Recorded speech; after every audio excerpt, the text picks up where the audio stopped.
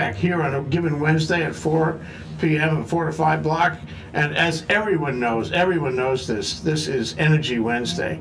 Hawaii, the state of clean energy. Special guests, Zach McNish of Revolution, with a stress on the sun, right? Am I right? Yep, absolutely. Okay. And Aric Saunders, Hawaii Eco Project. It's only one project, though. What happens with the second project? Well, it's the whole thing. The whole thing is a The big whole project. career, whole business is one project. This is a total entrepreneurial approach to that. You can feel it. Okay, and welcome to the show, you guys. Thank you very much. Thank you. And of course, my co-host, Sharon Moriwaki. Hi, Sharon. Aloha. Okay, we're broadcasting on Ustream, live streaming. We're broadcasting on Spreaker, live audio. We'll post this on YouTube. We'll post it on Olelo 54. It'll be everywhere. So to the extent you guys are famous, you'll be much more famous. And we're broadcasting, of course, on 760 AM KGU to the world. Anyway, we're going to call this show, and we had to negotiate exactly what to call this show. Renewables, wait a minute. Oh, Ruminations on Renewables with special attention on solar and solar efficiency and financing. or something like that. Close. And we actually agreed on that, which goes to the point about all this, a hanakako.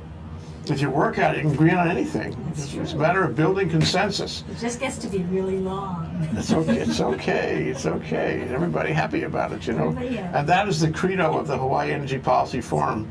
We can get consensus if we work at it. Sharon's the co-chair of the Hawaii Energy Policy Forum. Okay, Work it's very by important. consensus. Yeah. Okay, and now we got Rob Devira Furta.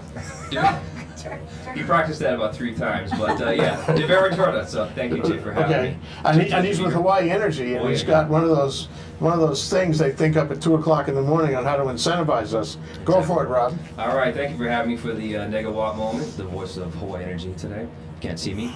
So we're going to talk about drops in watts, and really what that boils down to is how saving water and energy really go hand in hand.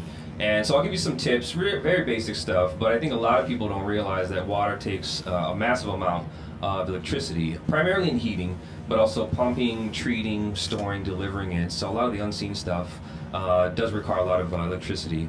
And heating water primarily, showering, bathing, cooking, shaving, and cleaning, of course, clothes, as well as dishes. So invariably, if you save less water use, less electricity, the more money that you can save. So just some very basic tips that I'll go over. And so the first one is really fixing leaks. And so that's in the form of any kind of like faucets, toilets, pipes, just because the pumping requires electricity. So what you can do, an easy way to do that is to check your water meter before and after, usually within a 2-hour period of using the water. And then if you check the meter, and if it goes, obviously if it goes down, then indicates a leak.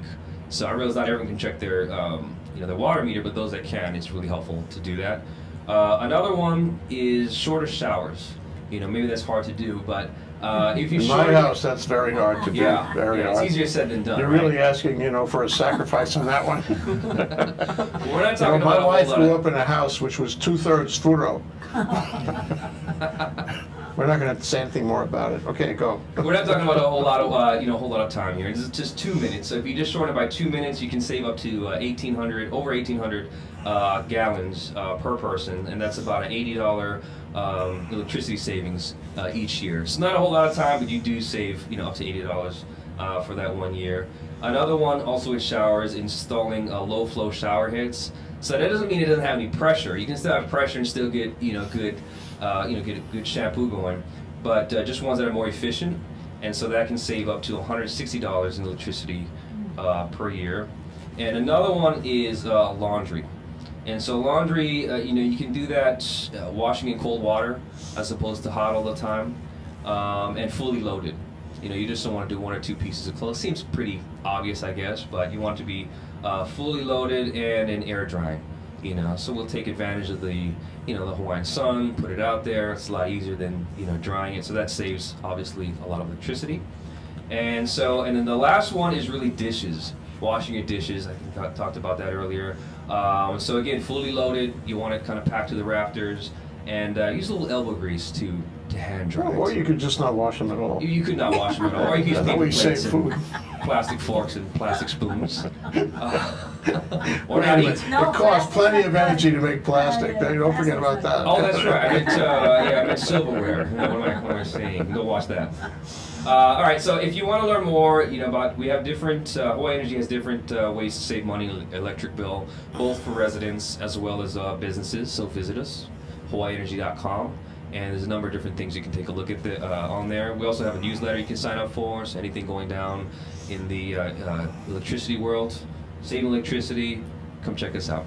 Okay, the Negawatt Moment with Rob Diverturto. You almost got that second I'm time. getting closer. Whoa. You have to All come back right. and do it again. But right. don't go because we have cross-examination now. Oh, okay. Okay, let's have Aric go first. Cross-examination. Go ahead. Go for it. Well, he wasn't expecting I wasn't that. expecting that at all. You really are going to cross-examine me. All right, well, I'll give you a moment. Okay, Zach, you go. There What do you you go. got for cross-examination? I'm sure What's Zach, the your ears are right. what's the average length of a shower? Just so I've got a benchmark. If I'm Oh. cutting 2 minutes, like maybe my showering is already adequately short. Well, I read it somewhere around 10 minutes. The average is around 10 minutes. 10 minutes. Yeah, so you can start by 2, go to 8, or if you want to 12, drop it to 10. It just depends on what it is. But I've seen 10. I personally do about 10 minutes or so. So 2 minutes wouldn't be that hard. All right. And what about us who take baths? Baths. You're not supposed to fill up the tub anymore, and we all go into showers because it takes a lot of water. That does take a lot. I think showers are preferable, especially with if it's a low flow type of shower head. Yeah. Personal hygiene advice here. You're sitting for hours just waiting for the water. Waiting for the water to heat up, yeah, that could take a while, But I think low flow shower head is in order. That'll help out a lot. Save a lot of money too over the course of the year. I'm ready.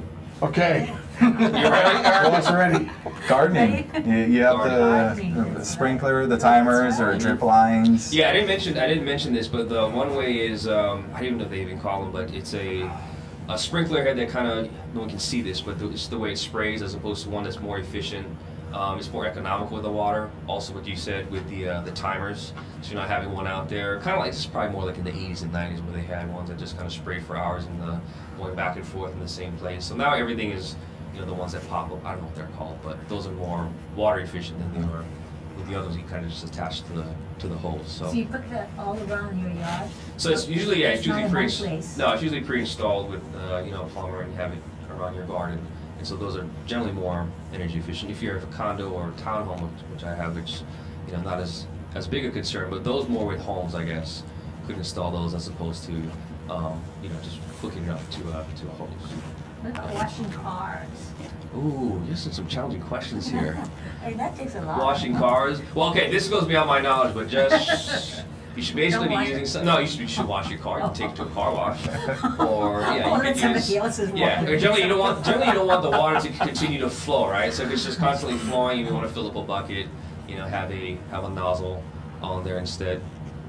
Or car wash. Well, I guess the message is, whenever you deal with water, remember there's energy involved in providing the water.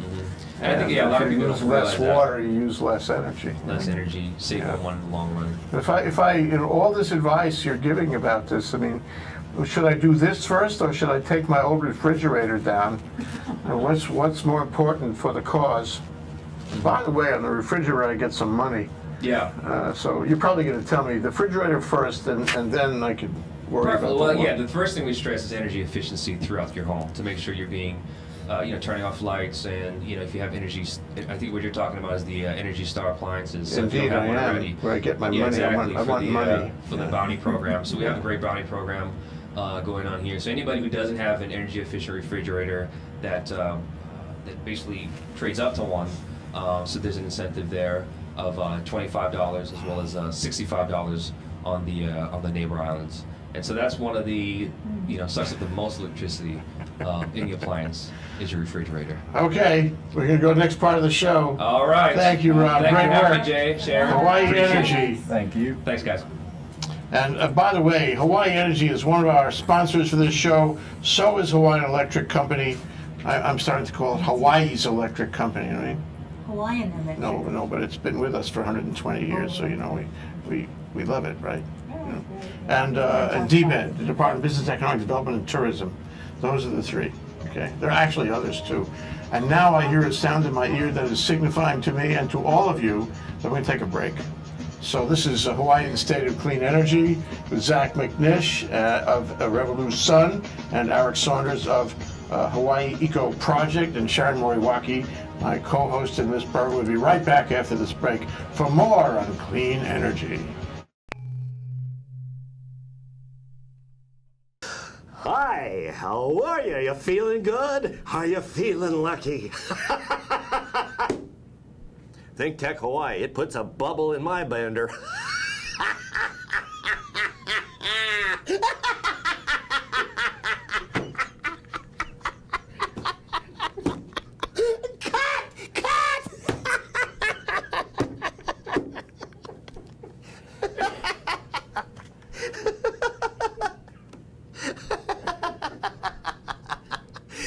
If you don't feel good, that's your fault.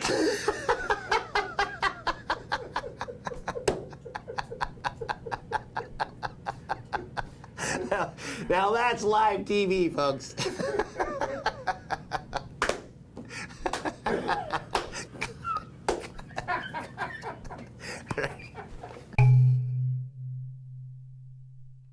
Aloha, I'm Jay Fidell for ThinkTech.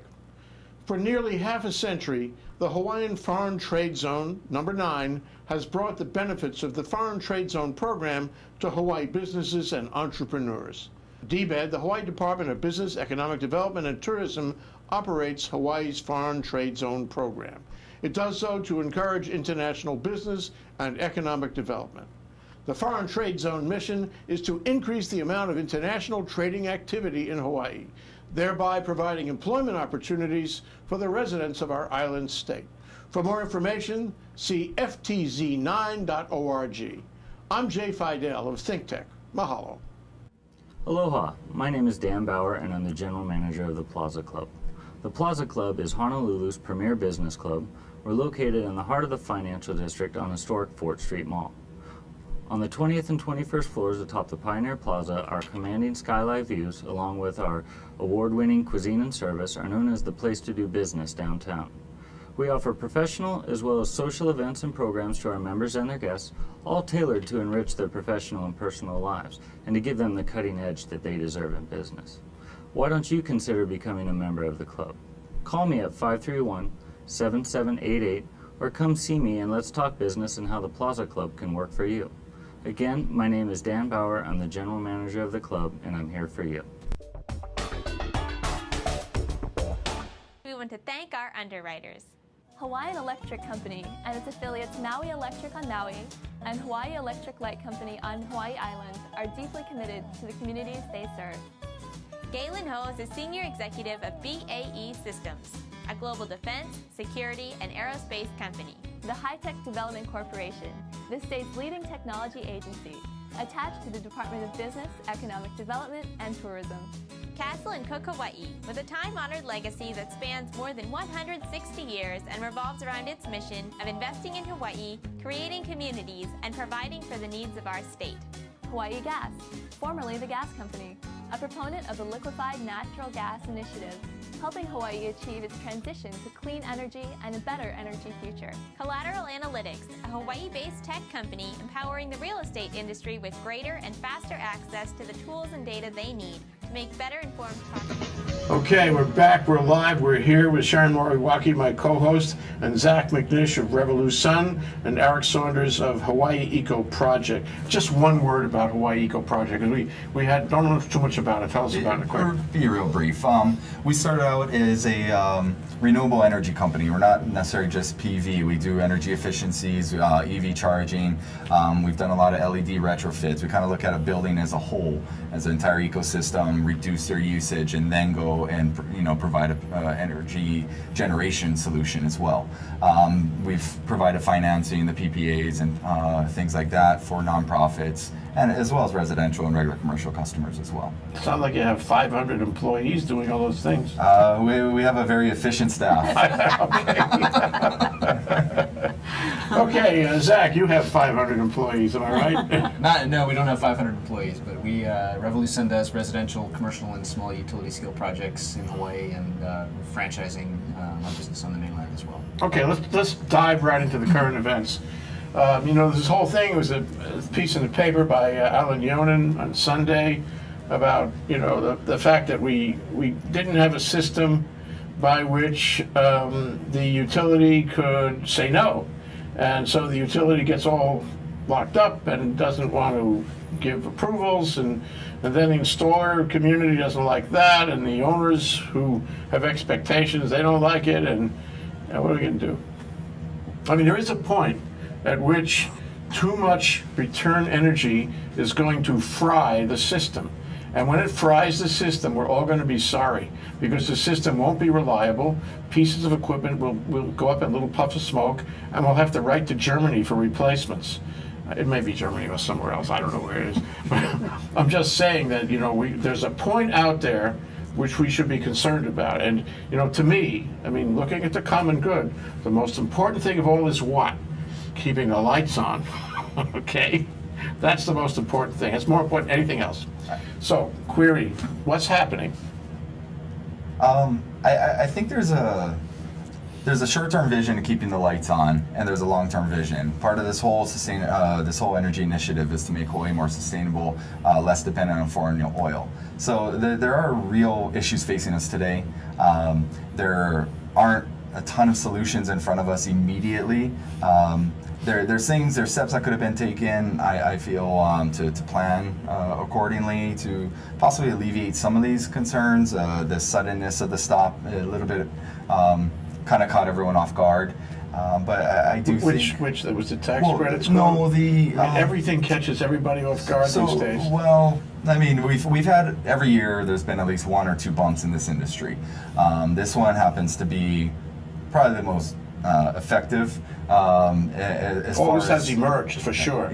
Solar has emerged as the leader, and more than anyone expected. I would have expected wind to be way out in front, but it's solar that's out in front. I would have expected geothermal to be powering most of the state by now. It's not doing that. I would have expected ocean energy to be, and algae, for goodness sake, and biofuel. But it's solar. That's where we are. Well, and I think the reason for that, if I can just jump in for a second, is that solar is something that individual homeowners can participate in a way that most of them can't participate in geothermal or big wind or algae or anything else. They can make their investment. They can make their investment, and it makes sense for them. The economics make sense. We have very high electricity rates, and solar allows them to pay less for their energy needs. And on top of that, it allows people to participate and feel like they're participating in our state's clean energy goals, and in a movement which is very appropriate for our state. It's And true. so I think People have good feelings about it. They do. People want solar. Their accountants tell them it's going to work for them. They're going to, have a good time accounting-wise and tax-wise, and all the signs are in the right place, except that you can't take an unlimited amount on the grid. And we had to get to this point. Whether we get to it now or last year or next year, we have to get to this point. Here we are. Sure. What's the point that we're at? Where you can't put all you want on it. Yes. We've actually been there before. It's not a new thing. Yeah. And there's, you say people were surprised, but maybe some people were surprised, but Sharon and I, you look surprised? You're not surprised. Sharon's not surprised. You guys aren't surprised either. We knew this was going to happen at some point. So the question is, okay, here we are. And putting aside, the interests involved in installing solar, you guys represent them. What do we do? Well, I think personally, we have a fairly reliable grid. I don't want that to change. I think as a homeowner, and I like having power on constantly. It's nice to have that backup.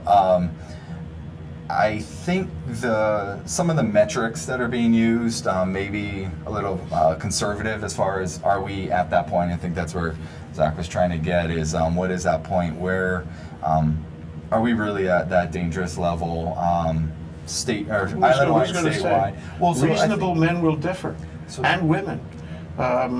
Some people say, we got plenty of room here. We can put a lot more on, no problemo. The utility says, well, maybe not that much more. We're getting close. We're going to be conservative. Want to keep the lights on. So we have a conceptual difference of opinion about this, driven in part by self-interest. How do you find the answer? How do you find where exactly that point is where you say no? How do you find that? I think we need data. Take a vote? No, I think there's a lack of data, and I think there's pilot projects in place for the smart meter, getting into the 21st century grid. What's smart meter?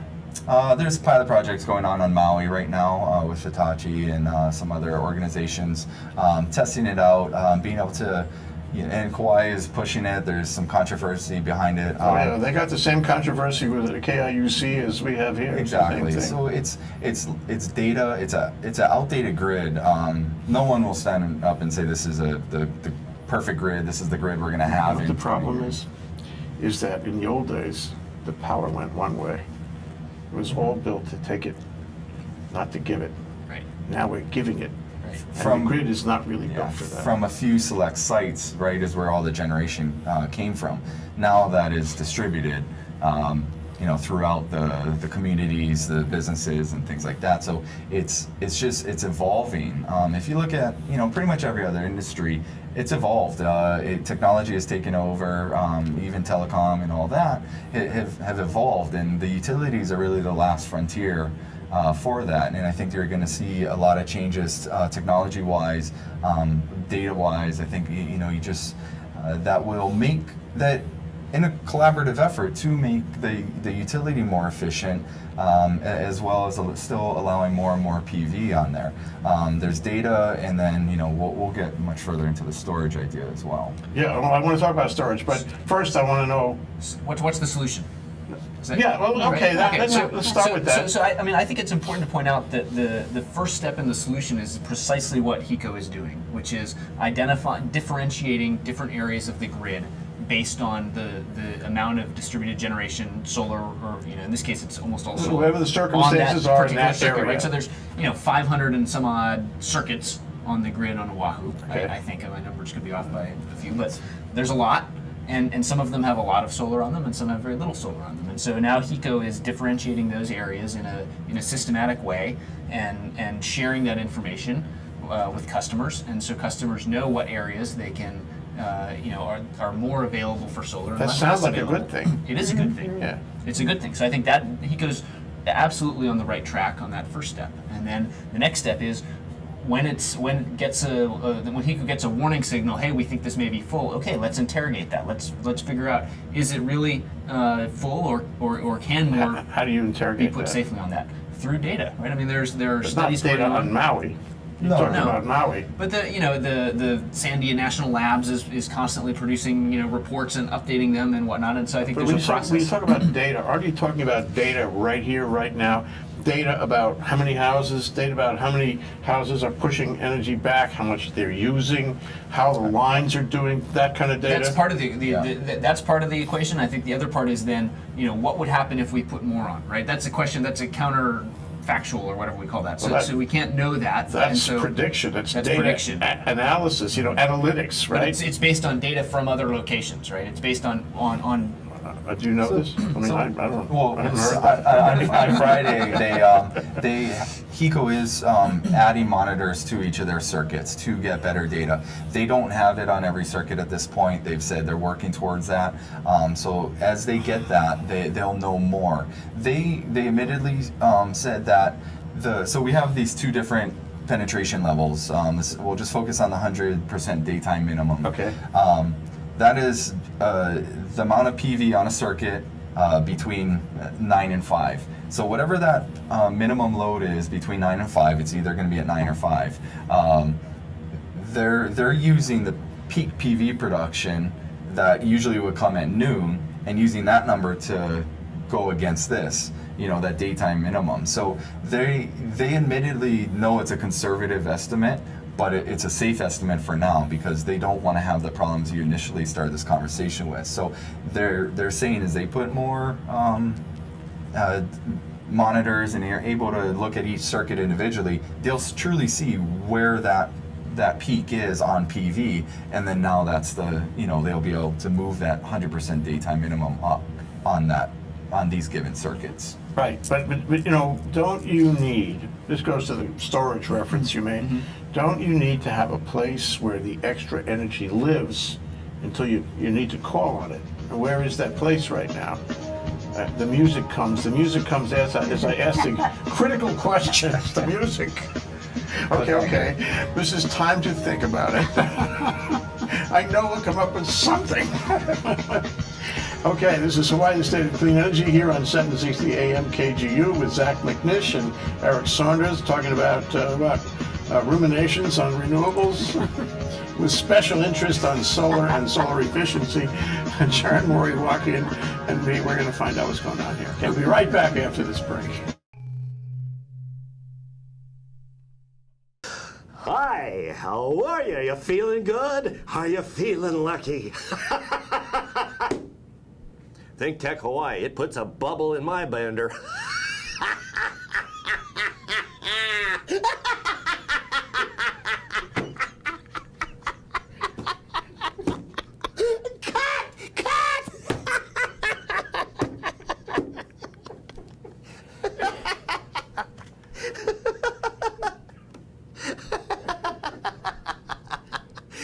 If you don't feel good, that's your fault.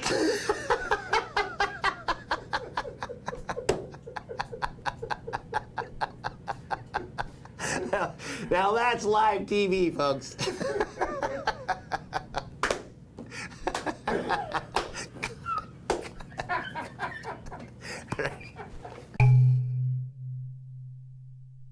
I'm David Day, the host of Asian Review. This is a ThinkTech program in which we take the issues of the Asia-Pacific region, whether they be in business, in foreign policy, in national security, or geopolitics.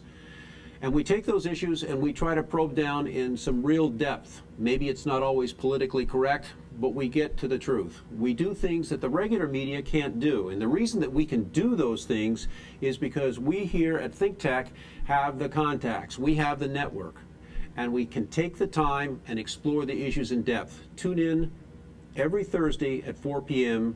here at ThinkTech Hawaii. Aloha, I'm Maria Kashem of ThinkTech Hawaii, and I want to tell you about our ThinkTech Talk shows.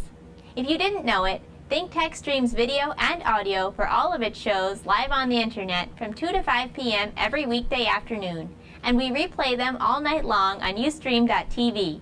Visit ThinkTechHawaii.com for our live stream and YouTube links. Raise your awareness on ThinkTech. I'm Maria Kashem, and I'll see you there.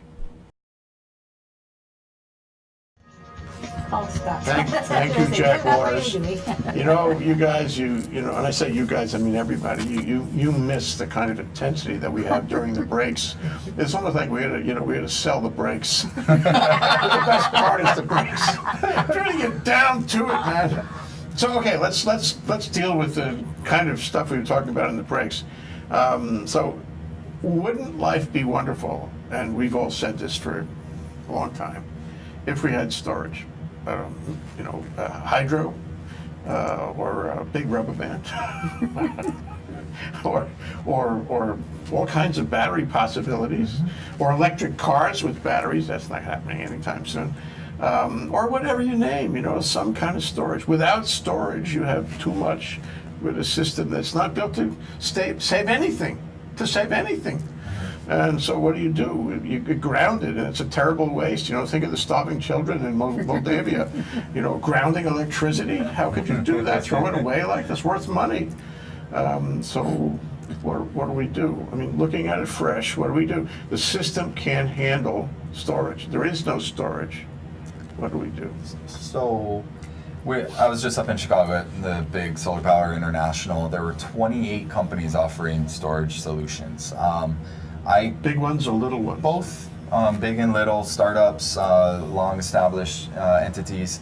A lot of lead acid right now. That's the cheapest technology. I think part of the storage issue comes down to where do you put the storage? Do you put it at the substation? Do you put it at the individual house? What's the technology? You brought up 3 or 4 different technologies, and there's a bunch more. I was out only there. kidding about the rubber bands. Well, I left that one out. I think there's 3 or 4 legit ones. There's so many questions, and we don't really have the answer. I think this is where the collaboration comes in. Is really what helps the utility the most? What allows more renewable energy on there?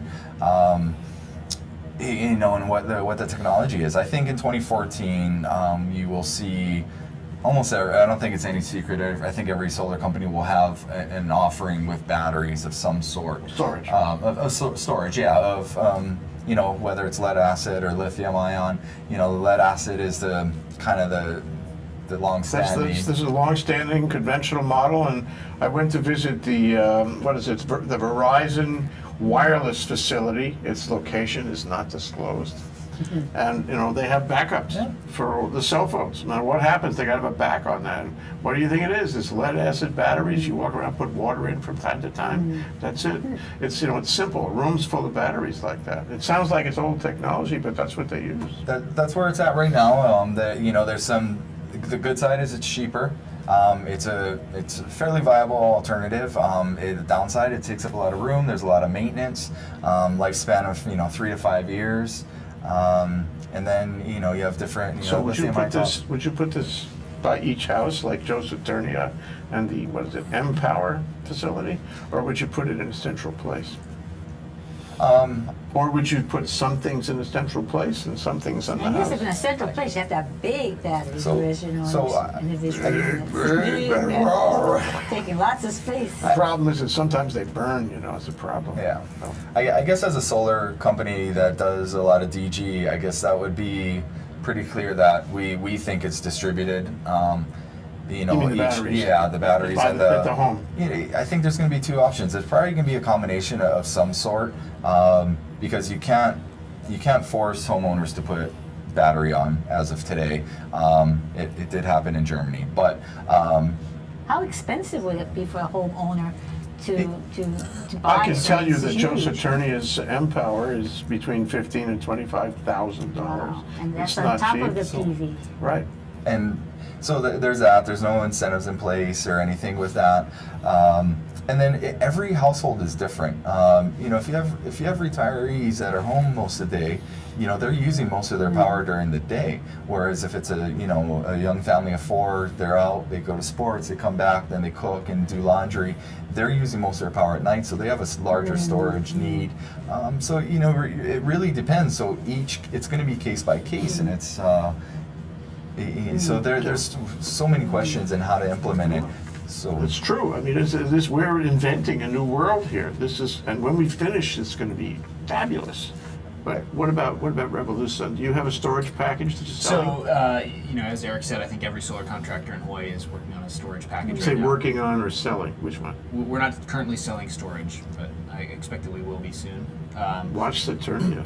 But I think, Jay, I want to make one point here, which is that obviously storage is going to be part of the mix in the future and increasingly in Hawaii. There's no doubt about that. I don't think that's disputed. It's the only thing that's going to solve the problem, actually. But I think that it's in all of our interests as a state, as homeowners, as solar contractors, as members of the public, to try to make the grid as efficient as possible, so that we can get as much solar. The best storage device is the grid. Right, that is the most efficient storage device that exists, is allowing other people to use the power you produce and borrowing at different times, shifting it around within the grid. Let me add a gloss on that, and that is in the middle of the day, when all those cells are pumping out all that electricity, nobody needs it, actually.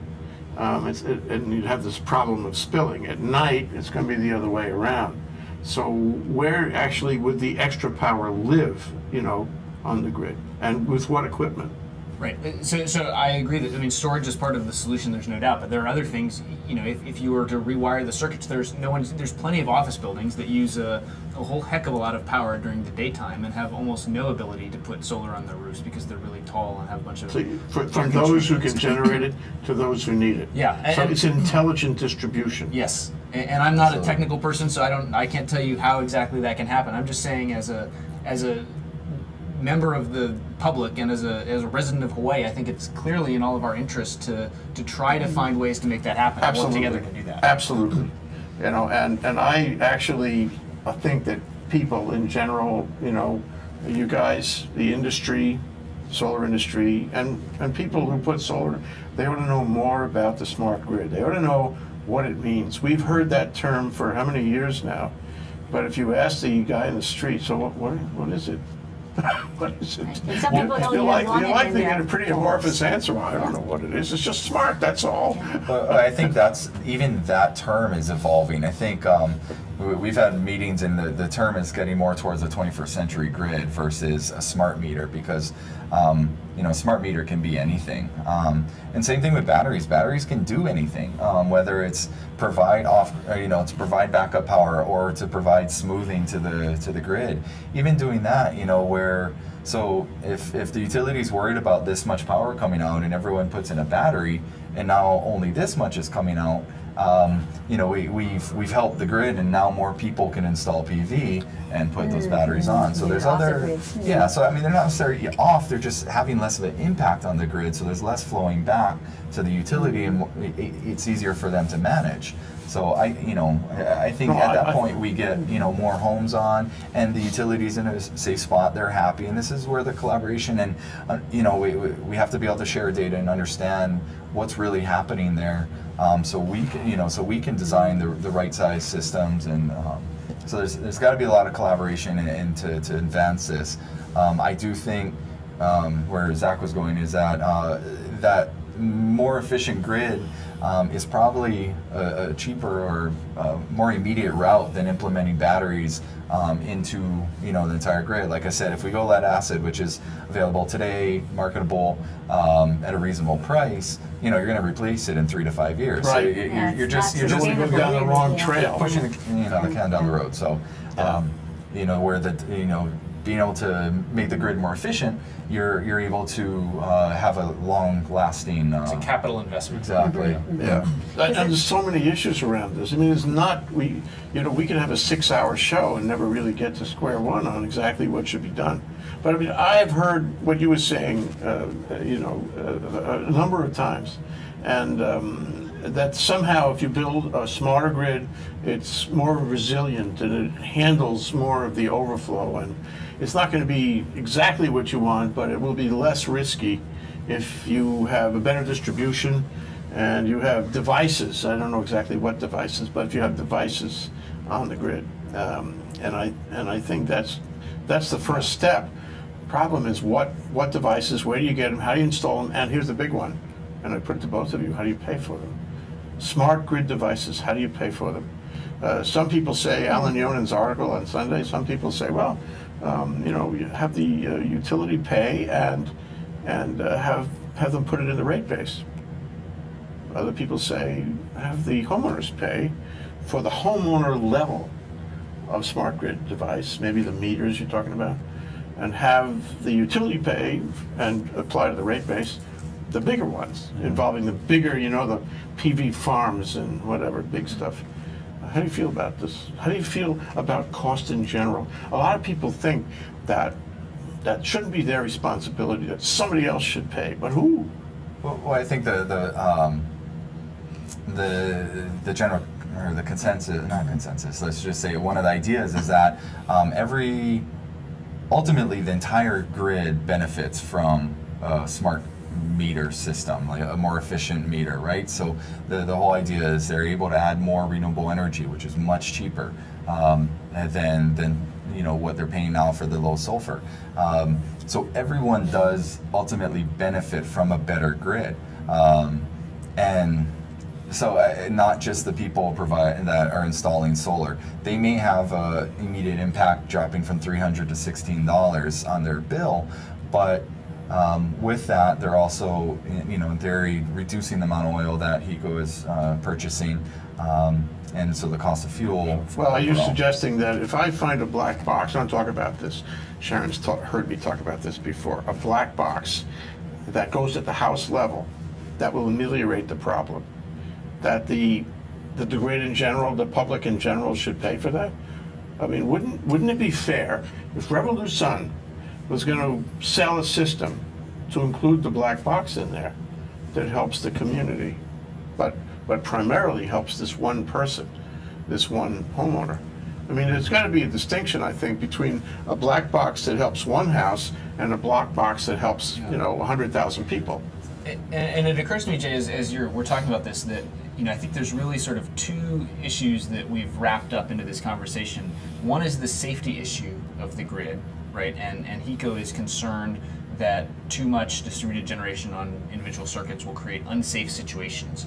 You mean like dangerous, like dangerous, hurt you, kill you kind? Okay, so let's say dangerous. I don't know about that, but dangerous and or unreliable. So that's one bucket of concerns, and the other that you're talking about is simply oversupply. What do we do with all of this extra stuff that's out there? And I think that we might want to look at each of those separately from a policy perspective, right? I mean, those are not necessarily. If I'm the homeowner, and I want some credit from the energy that I'm producing, and it needs to be stored somewhere, then maybe that's something that's I should expect to pay for my energy to get stored if I want credit for it.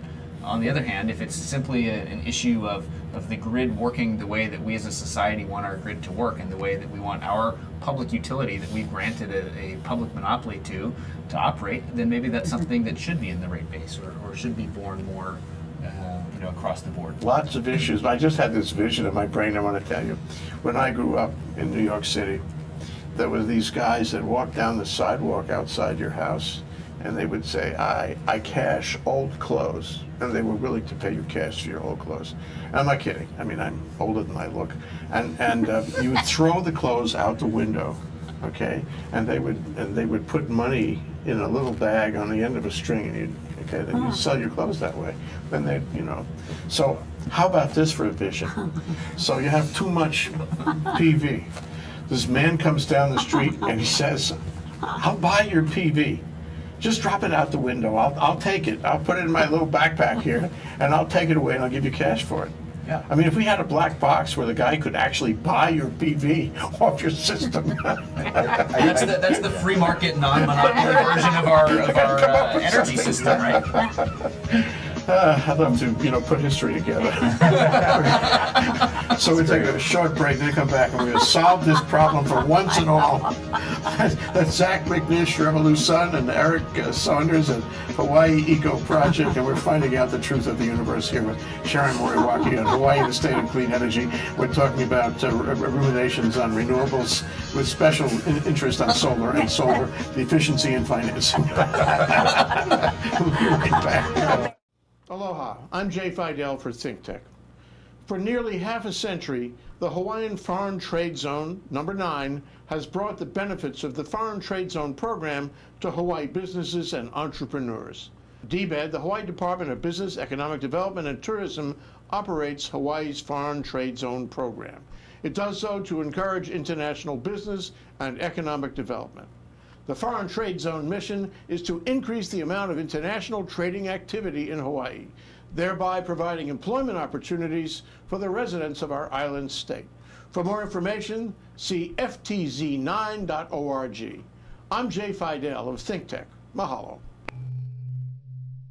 Hi, I'm Jay Fidell. Yes, this is ThinkTech, broadcasting on Ustream and Spreaker both day and night, doing its thing on OC16 and Olelo, and uploading videos all over YouTube. Check us out and see the links on thinktechhawaii.com. Mahalo. Hi, thank you for tuning in. My name is Attila Saras, and I'm the host for ThinkTech Fridays.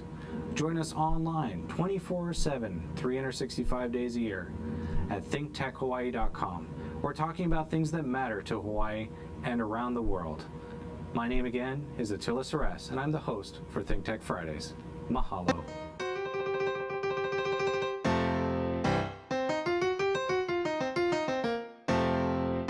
I'm I'm Bill Spencer, president of the Hawaii Venture Capital Association. We do monthly luncheon programs with ThinkTech about things that matter to Hawaii entrepreneurs, investors, and business service providers. So join us on the fourth Thursday of every month at the Plaza Club. For information about upcoming events or to join our mailing list, visit hvca.org. See you there.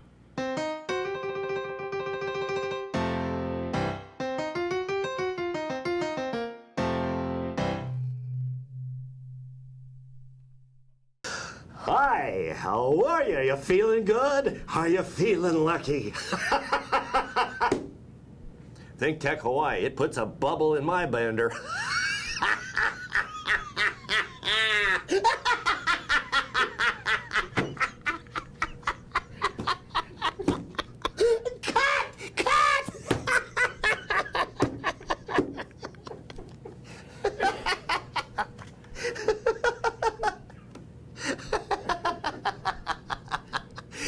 If you don't feel good, that's your fault.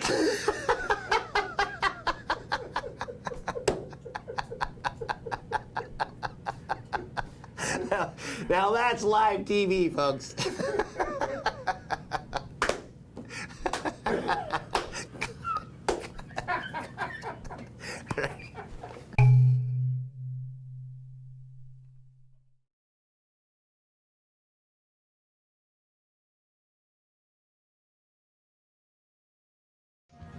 We're back, we're live, we're ThinkTech. We're doing the Hawaii, the State of Clean Energy on Wednesday, talking about a rumination over renewables with Zach McNish of Revolution and Aric Saunders of Hawaii Eco Project. We're having a very creative discussion, which I really appreciate.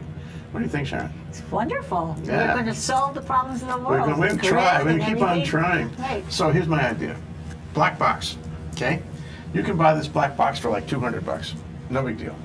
Now this black box connects either with the internet or through the power line, okay, to the utility, okay? And it's hooked up to the solar situation, right? So when you're sending power back on the feed-in tariff, the black box is letting it go back. It goes through the black box. But when the utility believes, okay, by virtue of its calculations, that box, or rather that house, that supply of power is too much, it's a problem, then the utility has the power to curtail using the black box, okay? So the energy that this owner is getting and receiving is really about the same either way. It's just that he can't sell, you know, when the utility doesn't want it. But he gets the energy from his PV, he gets the nighttime energy from the grid, he has his $16 bill or whatever. The only thing is he can't sell when they don't want it. And it's installed with every system, old and new both. Everybody is subject to the same algorithm, and it's an algorithm. Some computer guy made the algorithm, and it says when the grid tells you it's too much, we can turn off this box or that box or whatever, how many boxes. Okay. Okay. Of course, the problem is what is the algorithm? Okay. So you have a bunch of really smart guys look at the algorithm and they say, oh, we think this is a good algorithm. The PUC doesn't agree because everybody is on the PUC. No, the algorithm is too conservative, can't do that. So, okay, you want to change the algorithm? Go ahead and change it. You're responsible if anything goes down. It's okay. You know, whatever. I mean, you just propose the algorithm if you're a utility, and if people want to argue with it, it's okay. It's just an algorithm. You could change it. You could test it. You could test it against other data. You could become really smart. It could be the core of a smart grid in terms of not taking energy that might be too much. Everything else remains the same. The economics are the same except for that period of time when the energy stops at the black box. Okay, and the cost of the black box, this is my idea, Sharon's heard it before. The cost of the black box on the house is paid in the package with the PV. It's part of the package. Comments? Shoot me down. I feel like you just described a smart meter. Yeah, it's like for us. Yeah, that's So, right. I think you just invented It's a smart exactly meter. I'm slow. No, I think I think that hits all the points we have talked about as far as data and analysis. I don't know how the curtailment, that's a very dangerous word, That's what it is. But, and then so if the utility's not getting all of that to distribute, are you really generating enough to zero out your bill, right? If they're You're not. curtailing Probably 20%, not. so you're no longer at that $16 The bill numbers you're are gonna different. Yeah. But I mean, ultimately in that case, our rates are so high here that our economics are going to work for quite some time. I don't, even that's why I think you're going to see. I mean, not to go off your black boxing, but I think that's why batteries are going to be very popular this year, because even with that, I think the economics of the system can work. I'll add to the black box and say, you can also put in one of those storage systems too, and never actually, and in Saturnia's equipment, you don't have to send it. You can actually set it to rely on the storage. So I can use both in tandem and make it easier. I just have to spend more money. But do you think that'll work in customers wanting to be able to buy That's the the whole question. package, because it's now going to be twice as much? I think if it's a question of getting interconnected and getting on the grid, if it's something that is said, you put this magic black box on there with X amount of storage, and we interconnect your system, people would do it all day. Because right now the whole question is, will I get interconnected? There's a lot of highly saturated areas. So that's if it's that, or paying for upgrades to the grid. Based on economics, we'll make that decision which way it goes. Exactly. I forgot to mention that if you have the black box, then there's no argument about whether you can install or not install, whether you need an interconnect, investigation or what. It's okay. There's no guarantee. There's no argument. Well, there's never a guarantee. There's no argument. Never a guarantee of that, but maybe less of an argument. Well, I think that's that's where we're hoping it goes, right? Is and like I briefly mentioned, that's kind of what happened in Germany. They said, all right, we can't handle all this PV. Now, if you want PV, you have to install a battery with it. And I think Zach had mentioned at the beginning, HECO has nothing to go off of within the U.S. They've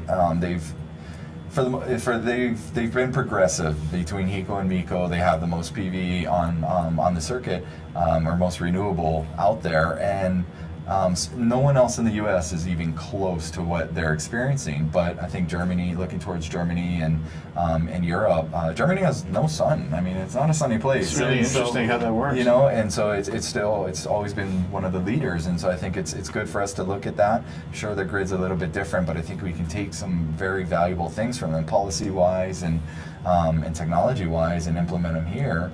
Part of our interest at Hawaii Eco is kind of that longer term vision of that is where this industry is going, not just till 2016 till the credits run out on the Fed side. It's kind of expanding and following that path that Germany went down. They're 10 years ahead of us. So we can get there. They're at 50%. I think with what Hawaii is offering as far as all the renewable sources, the high rates, tons of sun, and a difficult grid. I think as companies here locally, we're going to be able to take that, implement these things, and then represent Hawaii throughout the U.S. and around the world. I think we take our challenges here, turn them into solutions, and spread that around the world.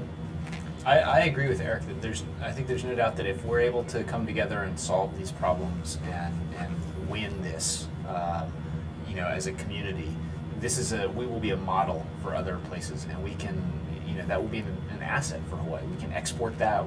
People will come to us and seek out our utility personnel and our consultants as experts in other places, and that's even more reason why we should try to work together to resolve these. Well, from your lips to God's ears.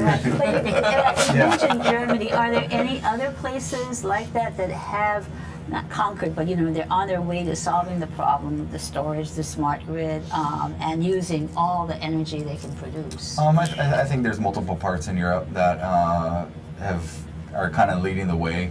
Renewable energy's been huge there forever. Japan has seen a huge growth in renewable energy, a lot of storage there, because of the tsunami and things like that. But that's more of a backup solution, not necessarily a grid solution. but we can still implement some of those technologies here locally.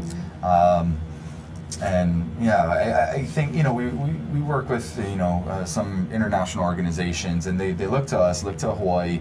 They want to do things, but you know, it's definitely, we don't have the biggest market in the world, so they're looking at it as a, you know, incubator, test center, laboratory. And you know, and I think that's what we're going to see. And so we just need, you know, the policy and kind of be able to allow that the lab to work here. You know, and right now we don't necessarily have that. It's not a fluid. You know. I hear music again. Oh, is it? No, it's not in my head. Into the Okay, that was Aric Saunders, Hawaii Eco Project, sorry. Zach McNish, Renewables, Sharon Moriwaki, talking about, oh God, important things. This was a great discussion, you guys. Thank you so much, Aric. No problem. Zach, Sharon. Aloha, you guys. Till next week. This was very important. I hope somebody saw this. One person should have seen this. Aloha.